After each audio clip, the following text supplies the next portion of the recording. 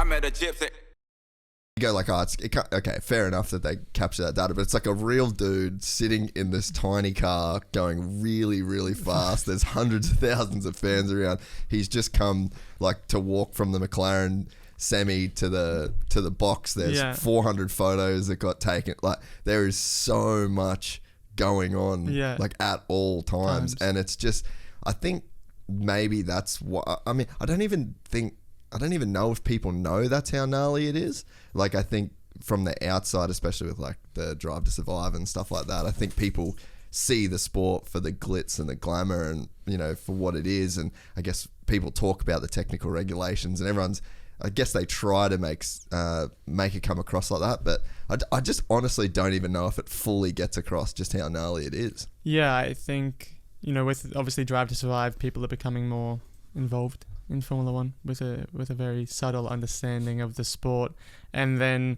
they're trying to be more open, or maybe not trying to be more open, but people are paying more attention than to Formula One, you know, and then are seeing more press releases on technical infringements, you know, financial disputes, contract issues, so people, this is, you know, conversation starters for people now, and you know, topic pickers, so people can, you know, go to their breakfasts, go to their lunch, go, oh, did you see, you know, on Formula One this contract issue between McLaren and Alpine, or did you see, you know, two teams, Red Bull and Aston Martin are over the budget cap, like, whoa, but like not really understanding what that means, but like they've done something wrong, you know what I mean?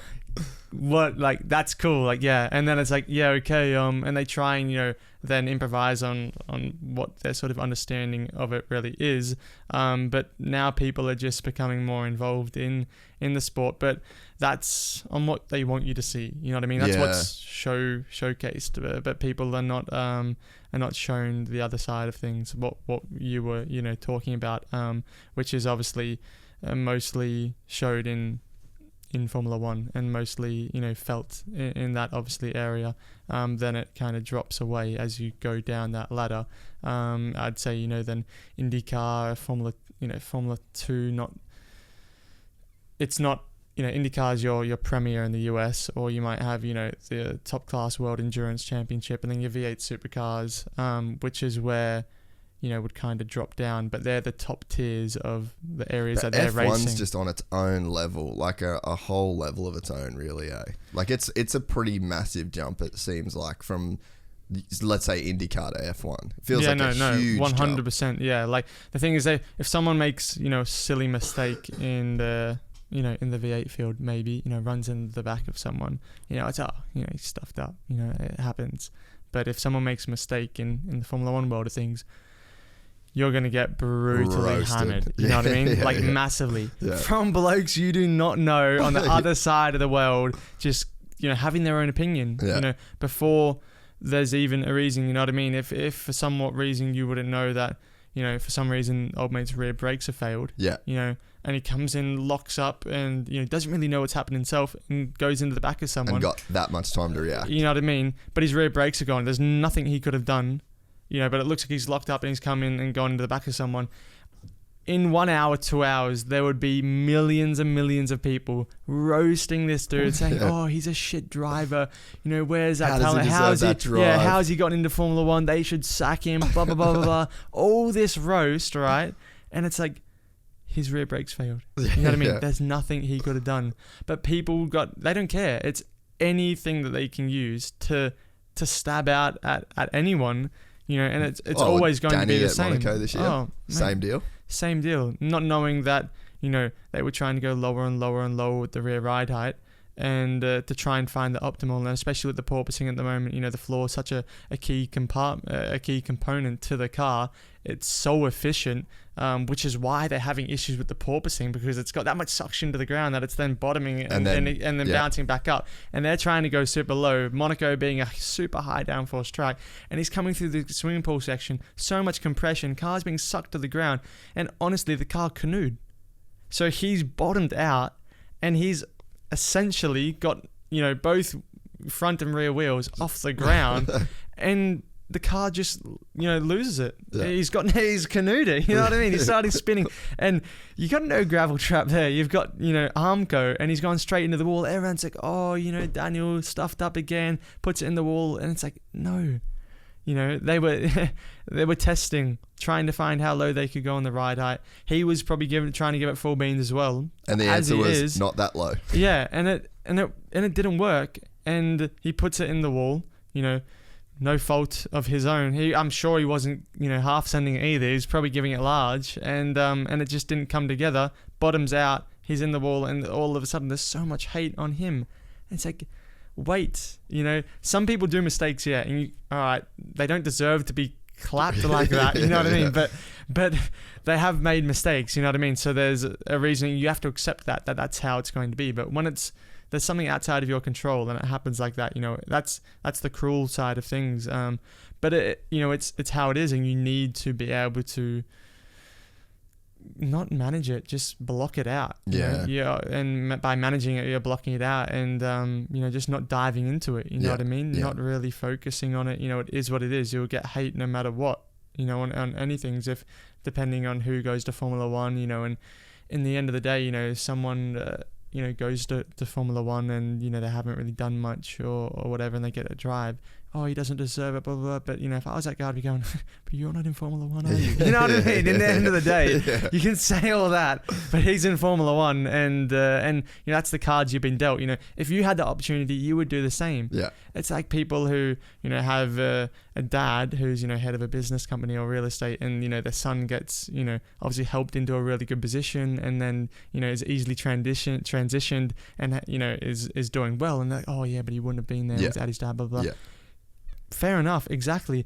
But if you were his son, you wouldn't go, oh, the other half don't have that, so I'm not gonna do that. You would take advantage of it. 100%. It's how life is. You know what I mean? You're not gonna sit around and not use the opportunities you have just because you have it and others don't.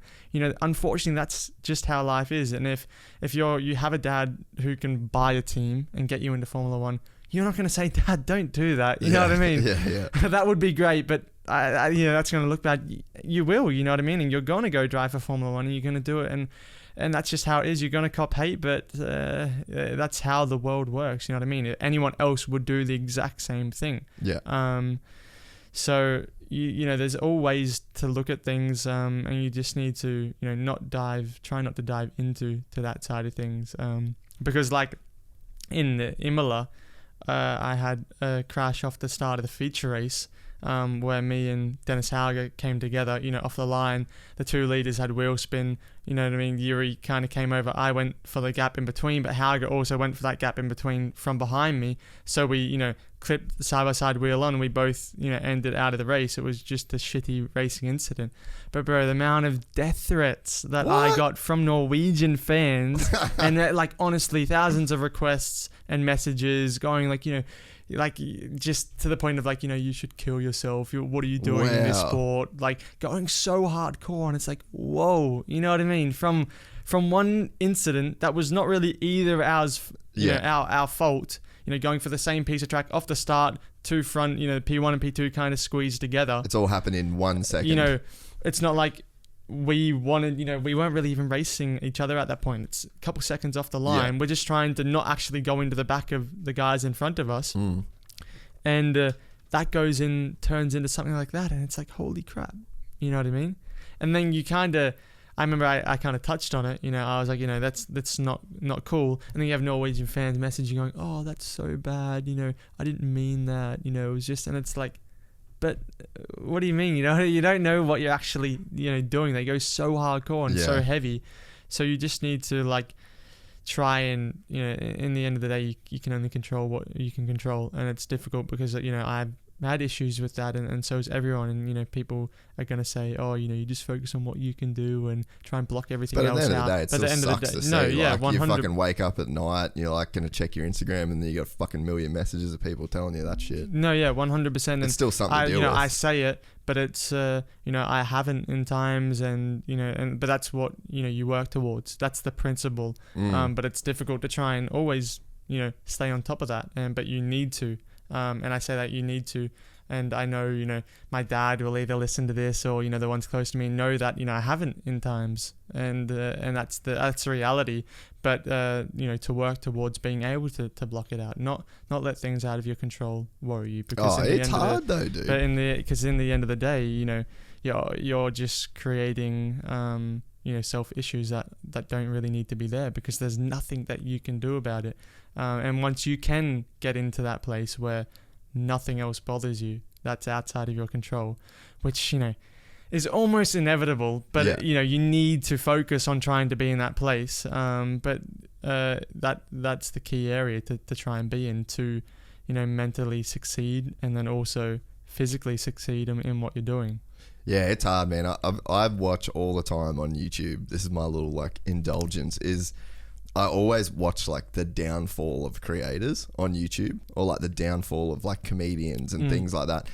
And it seems like it's just always the people that respond to the criticism like really heavily, and that really like they try and protect their self-image, and they have a situation like that happen, and then oh no, but this happened, and then you just like, it's like fueling the fire for people. It's almost like they just want a reaction. They just want you to come back at them, so then they can come back at you, and then you just get into this cycle of like, when does it stop? It's weird that you say that, because I think Ebony was watching a podcast like the other day of this lady with interviewing Hailey Bieber. Oh, and, and what's that? Do you know what it's like? Call Me Daddy or whatever. Yeah. And it was just kind of on in the background. She's there watching it, and I think Hailey Bieber was like, she got hate, off one of her Instagram posts, and it's like, oh, go kill yourself. You're so fat and ugly. And which she's not. Yeah, and Hailey responded and was like, oh, thank you. I said, I don't know if she said thank you, but she said, I'm sorry you're having a bad day.